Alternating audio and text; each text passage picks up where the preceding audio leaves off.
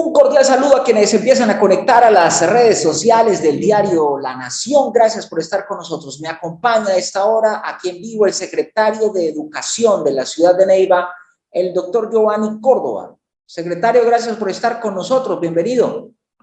No, con mucho gusto, Jesús. Gracias a ti y un saludo cordial a todos quienes te siguen en esta red tan importante. Doctor Giovanni, en estos momentos, ¿cuál es el panorama de las instituciones educativas luego de que se venciera el plazo fijado por el gobierno nacional para que volvieran a la presencialidad en medio de la pandemia? Bueno, el tema de infraestructura es un tema que tendríamos que mencionar que de las 36 instituciones educativas y 167 sedes, tenemos 9 en proceso de intervención en su infraestructura. Pero el panorama que tenemos es que esas 9 pueden ser habilitadas. Hay algunas que tenemos que adicionar algunos recursos, como son el colegio reconocido como el Departamental Tierra de Promisión. Es un colegio que recibimos en construcción de la anterior administración. Se hicieron una inversión de 904 millones de pesos, pero se tuvo que hacer una modificación en obra. Y esa modificación consistió, y quiero colocar este ejemplo como muy particular, consistió en que uno de los ítems era cambiar los cielos rasos, pero cuando quitaron el cielo raso encontraron que el techo estaba en mal estado. Lo mismo las baterías sanitarias, y cuando se quitaron las baterías sanitarias toda la red estaba colapsada. Por eso nosotros tuvimos que hacer un otro sí a ese contrato. Eso incrementó la cantidad de obra y por tanto el presupuesto. Como hubo suspensión por la pandemia, cuando lo reiniciamos, el tiempo no ha alcanzado para terminarlo. Por eso vamos a adicionar 200 millones de pesos más para que la obra quede funcional. Esto ya fue verificado por la Contraloría General de la República, pero también hubo una inspección ocular de la Contraloría Municipal, a quien agradecemos públicamente el haber mostrado la realidad de las obras, pero esta administración está actuando para que las obras queden funcionales. Un segundo ejemplo es el Colegio Claretiano. Esta semana terminamos obras y esta administración tuvo que financiar el 10% que faltaba, y con ese 10%, estoy hablando de 1.000 millones de pesos, luego adicionamos 400 millones más y tenemos una infraestructura modelo y moderna. Lo mismo el colegio técnico, que también nos ha tocado, y vamos a adicionar casi 4.000 millones más para que queden en las fronteras del desarrollo tecnológico y nuestros estudiantes estén de cara a la formación en el marco de competencias globales. Por eso tenemos una gran expectativa, porque el volver a las instituciones educativas implica, primero, que nuestros rectores puedan decir cuál es la capacidad instalada que se puede utilizar. No se está diciendo con el concepto de presencialidad que todos vayan. El concepto es de alternancia como modalidad presencial, pero que si un colegio tiene, por ejemplo, 30 aulas y de las 30 puede habilitar 10, que de acuerdo al número de estudiantes pueda decir con qué frecuencia van a estar yendo a la institución. Esto nos da tiempo también para ir habilitando todas nuestras instituciones. Recordar que el tiempo de COVID-19 no es un tiempo como el que veníamos viviendo. Las decisiones por parte del gobierno nacional se están tomando de manera acelerada en la medida en que está cambiando la situación del perfil epidemiológico. Doctor Giovanni, ¿por qué en los colegios en donde ya hay presencialidad las quejas abundan?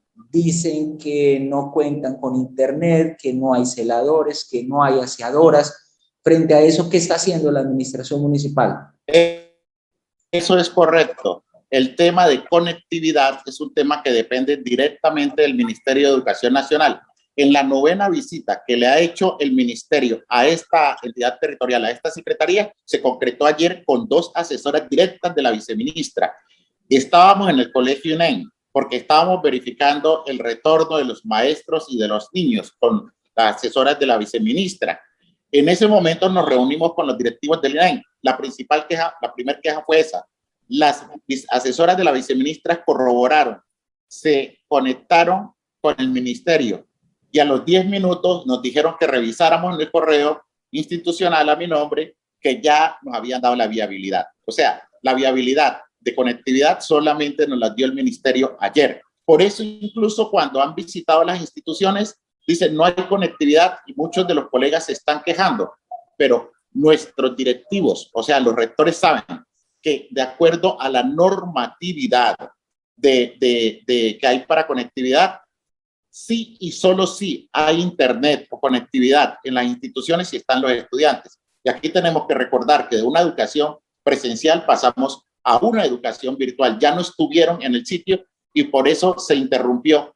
De las adaptaciones que planteó el ministerio fue conectividad en zona rural mediante Wi-Fi durante la pandemia, pero entregar SIM card a los estudiantes de estrato 1 y 2 que nosotros lo implementamos porque eso era lo permitido para hacer la inversión de los 654 millones de pesos que fue para el año anterior. Este año contamos que en 690 millones.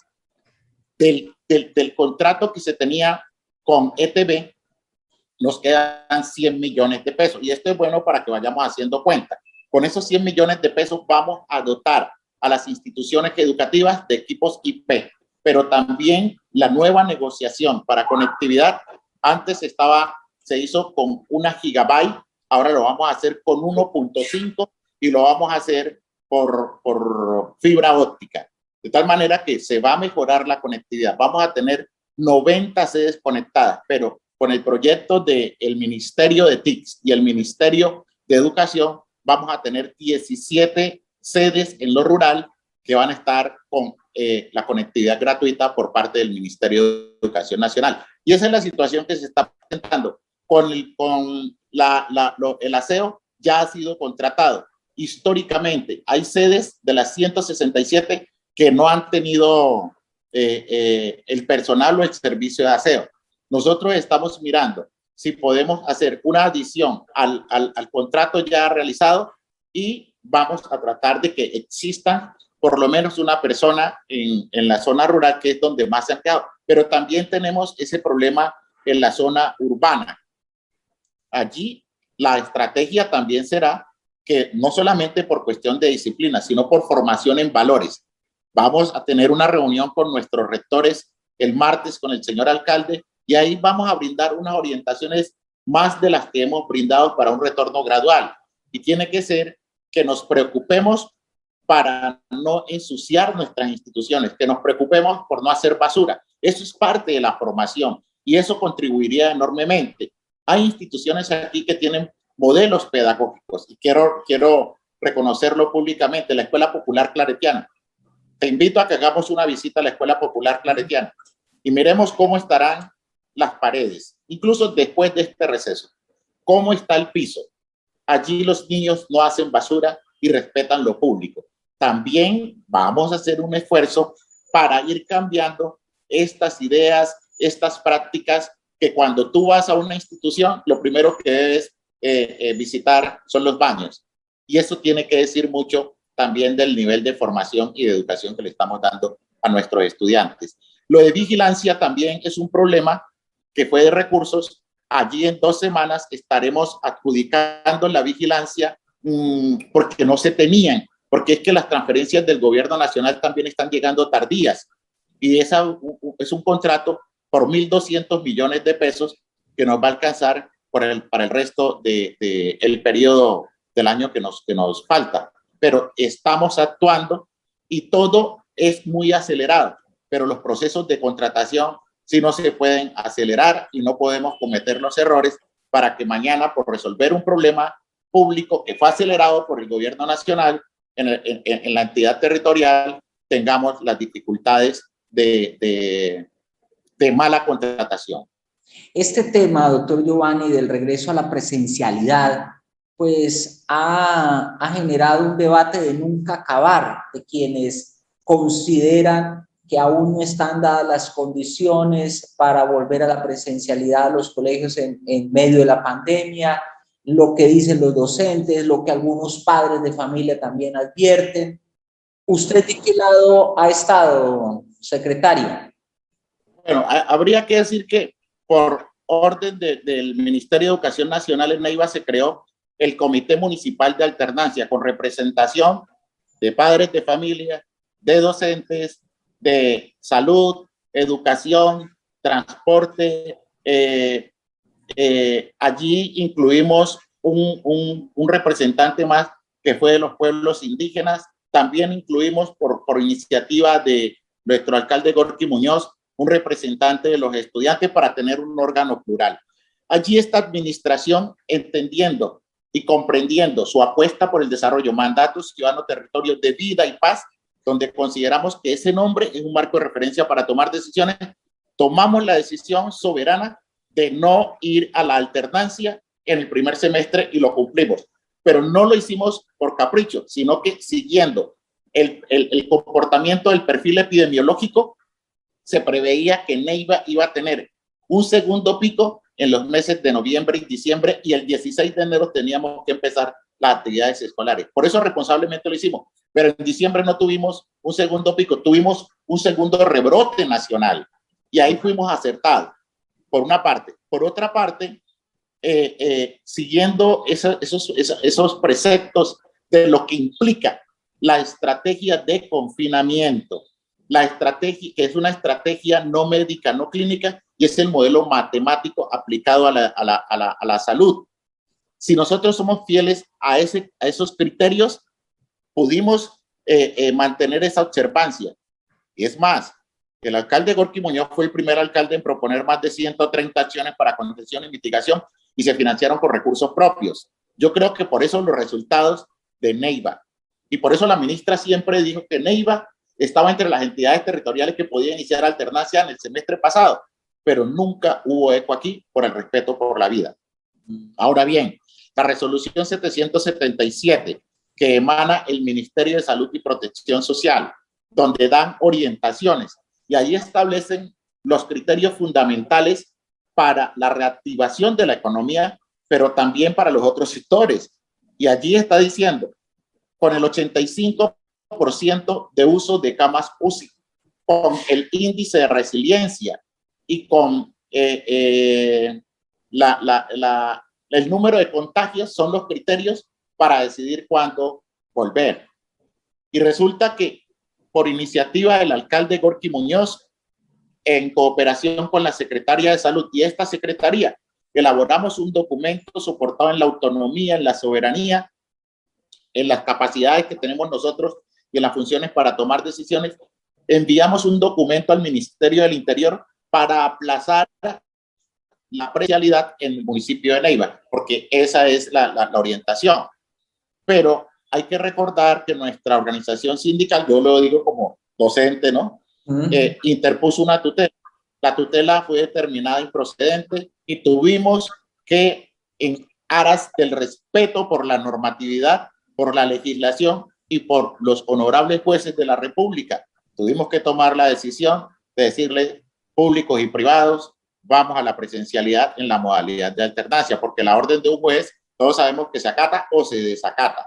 Y repito, respetuosos. Pero aún así hicimos una circular y en esa circular estamos hablando de las responsabilidades de la Secretaría de Educación, de las responsabilidades de las instituciones educativas, de las responsabilidades de los docentes, para que de una manera gradual, y mañana vamos a enviar otro documento donde estamos diciendo que algo nos pasó, que perdimos la relación con nuestro territorio, que muchos de nuestros colegas murieron, que no pudimos hacerle la despedida, el ritual de despedida, que hay que aprender a elaborar el duelo, pero también le estamos diciendo, igual que a la ministra, que volveremos al mismo lugar, pero no hacer lo mismo. Estamos diciendo que no podemos volver a clases. Previamente, esta secretaría se reunió con los personeros estudiantiles y una anécdota bien interesante.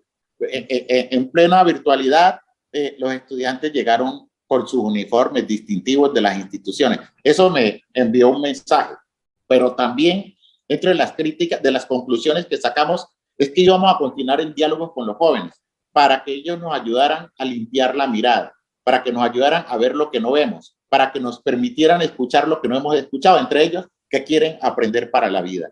Y aprender para la vida, cuando nos dicen los estudiantes eso, cambia totalmente. Es pensar con qué currículos, con qué pedagogías, con qué prácticas pedagógicas, con qué prácticas evaluativas vamos a volver. Por eso en la circular que enviamos le estamos hablando de la flexibilidad curricular, que no volvamos a dictar clases, que volvamos a hacernos unas mesas de trabajo con los estudiantes para escucharlos, que hagamos mesas de trabajo con los maestros para escucharlos. A muchos maestros y maestras en particularidad les sucedieron cosas. Que hagamos mesas de trabajo con los padres de familia para definir cuáles son los retos de la educación actual. Porque mira, la debilidad endémica que tiene Neiva, Zika, dengue, chikungunya, leishmaniasis, rabia, COVID. Le decía yo a la ministra en su última visita aquí que el problema es de salud, pero la respuesta está en educación. Y por eso el compromiso de esta secretaría es por lo menos modificar el currículum del Atanasio Girardot donde se forman enfermeras. Y la idea es que haya 1, 2 enfermeras en las instituciones educativas. No para curar heridas ni de 15, sino para hacer tamizaje auditivo, tamizaje visual, levantar la ficha de desarrollo y crecimiento, hacer el examen general de salud para hacer prevención. Pero también estamos diciendo que todas las instituciones públicas y privadas, los estudiantes de 10 y 11, vamos a trabajar pedagogías comunitarias, vamos a trabajar con la Junta de Acción Comunal, vamos a hacer pedagogía casa a casa para resolver estos temas, pero dentro de la caracterización de las comunas, tenemos la comuna 10, que es la comuna del agua, pues allí el tema para nuestros jóvenes tendrá que ser el ambiental. Entonces, como decía, y tengo que reconocerlo, con la concejal Leila, algunas discusiones. Ella me decía, no, Giovanni, no un grupo, vamos a tener un hormiguero, vamos a tener un panel de jóvenes trabajando por la vida. Y sobre todo, trabajar por la vida es trabajar por el medio ambiente, porque es que más o menos el 40% de las enfermedades que hoy vivimos son producto del deterioro del medio ambiente. Entonces, esta nueva experiencia, esta nueva posibilidad de educarnos, sobre todo en territorio, que es una de nuestras apuestas, es como la apuesta y hacia dónde va la educación en el municipio de Neiva, porque le hemos dicho a la ministra, discúlpame la extensión, que para nosotros la alternancia no es el fin, la alternancia es el medio. Y reitero, que vamos a ir al mismo lugar, pero no va a ser lo mismo, y en eso hay un consenso con los rectores de nuestras instituciones educativas. Secretario, le pregunto ahora por un tema controvertido de los últimos días, las latas de atún ecuatorianas entregadas en el PAE y que según padres de familia estaban dañadas. Frente a eso, ¿qué medidas adoptó concretamente la alcaldía de Neiva? El 19 de julio fue reportado por un rector una anomalía en las latas de atún que justamente hoy las pedí porque incluso quiero saborear y quiero sentir su olor, porque pues este es un producto que para mí es nuevo, pero generalmente cuando esto sucede se hace con mayor fuerza como la visita. Entonces el equipo de apoyo a la supervisión y la interventoría hicieron visita e inspección en la bodega del proveedor. También se le solicitó que retirara el producto, pero también se tomó una muestra de las latas y se enviaron a un laboratorio. Más o menos dura 15 días, estamos esperando que nos den el informe. Pero también nos soportamos en INVIMA, que es quien puede certificarnos si tiene el registro sanitario. Y aquí pues siempre hemos actuado en el marco de la buena fe y sujeto a la normatividad que nos permite la legislación, la ley 80. Pero también de resultar negativo o en mal estado el producto resultado del laboratorio, tendremos que actuar afectando la póliza, pero ya no la póliza en el marco del otro sí que hicimos para 2 entregas, es en el marco de toda la contratación, porque aquí se trata indiscutiblemente de proteger recursos públicos. Si resultare, porque no hemos tenido la evidencia, porque el comentario es que algunos niños, alguna vez un padre dijo que él también se había intoxicado, pues se le respondió a alguien de la interventoría que el producto no era para los padres ni para la familia, era para el niño. Pero en una situación de confinamiento, pues es indiscutible que todos van a compartir. Pero bueno, como esas situaciones, pero nunca se nos reportó médicamente y no se nos sustentó los casos o 2, 3 casos de intoxicación para nosotros haber activado la ruta inmediatamente y haber hecho el seguimiento. Pero de todas formas, si los productos resultan dañados, pues sencillamente actuaremos a través de la interventoría para hacer los descuentos que se nos permite a partir de la normatividad. De igual manera, hemos estado atentos de recibir cualquier queja, pero que verdaderamente sea documentada, porque es que hay un imaginario también en estos procesos de educación, que se cree que educación es el programa de alimentación escolar, que se cree que es transporte, aseo, vigilancia, y yo creo que eso ha obnubilado el verdadero propósito y la misión de lo que es la Secretaría de Educación. Por eso me encanta esta entrevista, porque ha estado llena como de todos esos matices que configuran la educación. Para nosotros y en mi actuar como docente que he sido, el propósito de la educación tiene que ver con la pregunta, ¿con qué currículos, con qué pedagogías, con qué prácticas pedagógicas, con qué prácticas evaluativas podemos formar a nuestros niños, niñas, adolescentes y jóvenes para enfrentar los retos de un siglo XXI y de un mundo cambiante? Usted se está comprometiendo, doctor Giovanni, a que si por laboratorio se comprueba que estas latas de atún están dañadas, que no se pueden consumir, inmediatamente procederá al descuento del valor, es decir, esas latas no van a ser pagadas al contratista. Como veo que esta entrevista es a profundidad, te lo aseguro, pero al mismo tiempo a ti será la primera persona que le comunicaré esta decisión para que se haga pública. Pero es eso, si se comprueba que bajo laboratorio estas latas de atún no son aptas para el consumo humano, ¿se va a proceder al descuento? Evidentemente, porque se trata de proteger los recursos públicos y lo público se respeta. Claro. Yo aspiro y yo creo que haya habido mala fe en quienes están haciendo esta provisión, porque es una empresa local, ¿no? Y pues yo no presumo ahí yo siempre presumiré de buena fe. ¿Por qué Distribuciones Vargas Ramírez SAS, secretario? ¿Por qué este contratista se ganó nuevamente o ha estado bajo la lupa o bajo la mirada de la administración municipal para esta clase de contratos? Bueno, yo tengo conocimiento que cuando se decretó la pandemia, esta fue una de las empresas locales que contribuyó y que primero estuvo muy cerca a nuestra administración y facilitó las entregas de las raciones a las familias vulnerables. Luego esto fue un proceso, y tengo que decirlo, de contratación directa. Nosotros pretendíamos hacerlo a través de la bolsa, pero en la bolsa tuvimos algunas dificultades. Esas dificultades primero fueron de las transferencias de los recursos, que lo podemos mostrar en el tiempo, pero sí alcanzamos a hacer un trabajo preliminar de elaborar los documentos que nos requerían, pero el proceso de asignación que la bolsa iba a iniciar no nos alcanzaba para cumplir con el tiempo de entrega. Por eso decidimos hacer un otro sí a esta misma empresa para hacer 2 entregas. Hay algunas preguntas que algunos órganos de control nos han hecho, pero también nos hemos soportado en la unidad especial de alimentos para aprender del Ministerio de Educación. Y las consultas que hicimos fue que si en en el tiempo de la protesta, que no hubo clases del paro, podíamos hacer entrega, porque sí y solo sí se puede hacer entrega cuando los niños están estudiando.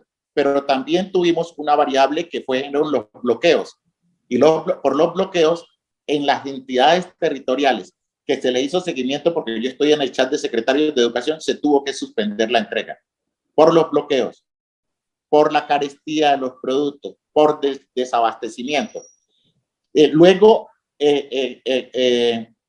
nos unimos al periodo de vacaciones, consultamos a la UAPA, a la Unidad Especial de Alimentos para Aprender, porque en vacaciones hay que recordar que no se presta el servicio del programa Alimentación Escolar.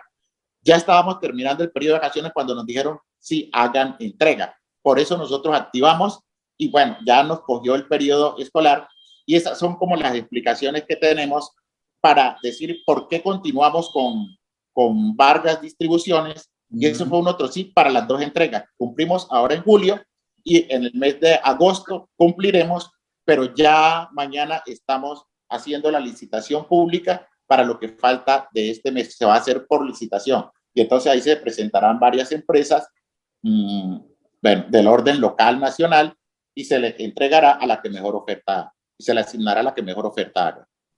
Me estaba mostrando usted, doctor Giovanni, una lata de atún M1 que fue la que se entregó en el marco del PAE. ¿Está dispuesto usted a comerla?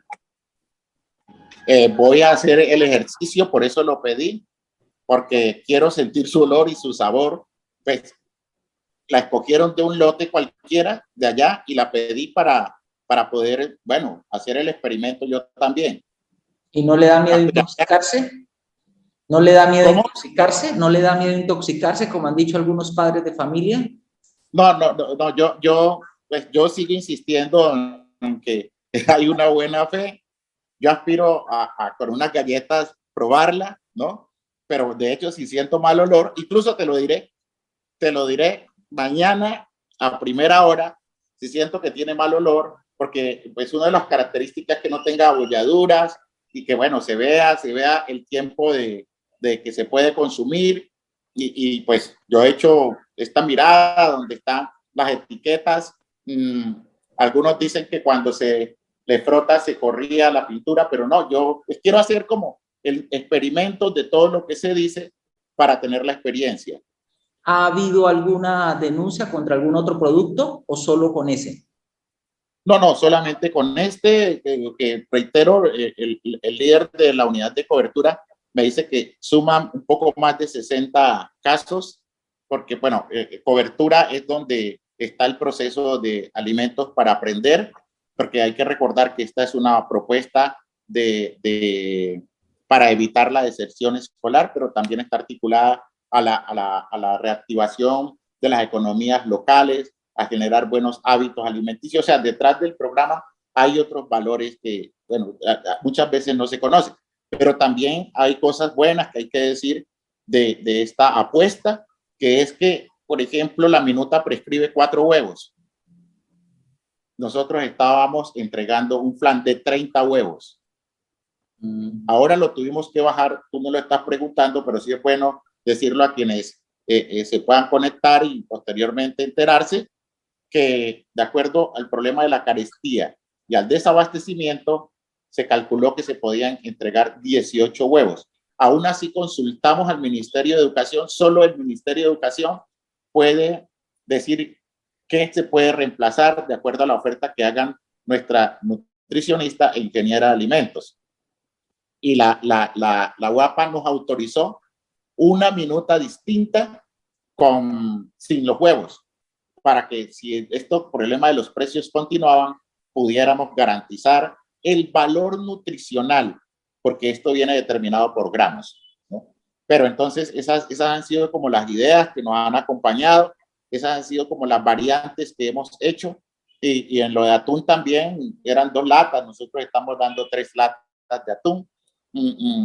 Eso se puede comparar con algunas otras entidades territoriales que tienen el huevo como con un valor nutricional, pero también vienen unas cantidades que hay que entregar.